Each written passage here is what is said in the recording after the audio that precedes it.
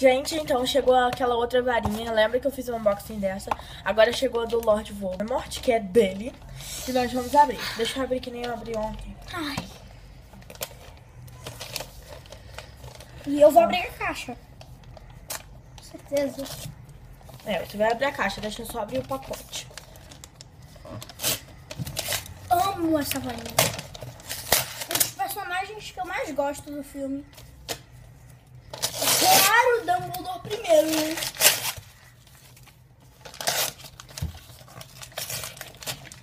Eu tô muito feliz que chegou. Eu fui o primeiro aí quando chegou.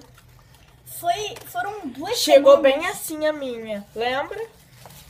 Foram 2 semanas. Agora eu abro. Deixa eu abrir esse plástico. Não, eu quero abrir. Deixa eu abrir. Não, eu abro. Deixa eu Ah, abrir. ele quer abrir. Eu adoro essa varinha. Deixa eu abrir mais rápido, que nem eu abri ontem. Ó, aqui, ó. Não, cara, assim você vai amassar a caixa. A caixa é bem Harry. frágil. Eu adoro Harry Potter. Ó, a caixa. Peraí, deixa eu mostrar a caixa.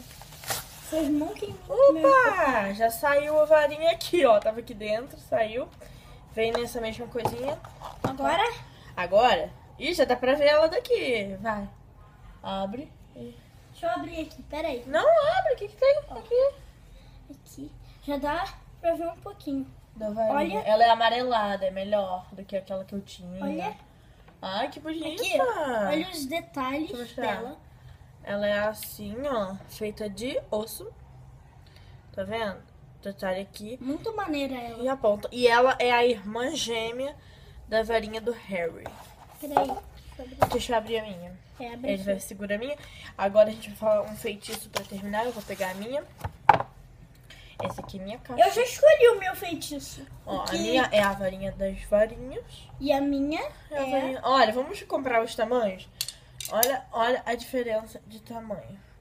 a do Olha. Voldemort. É muito Pega na menor. última bolinha. Essa aqui é um tanto. A do Dumbledore é a maior varinha. Ó, Eu vou escolher um feitiço aí. 1, 2, 3 e... a vala Até que que dá.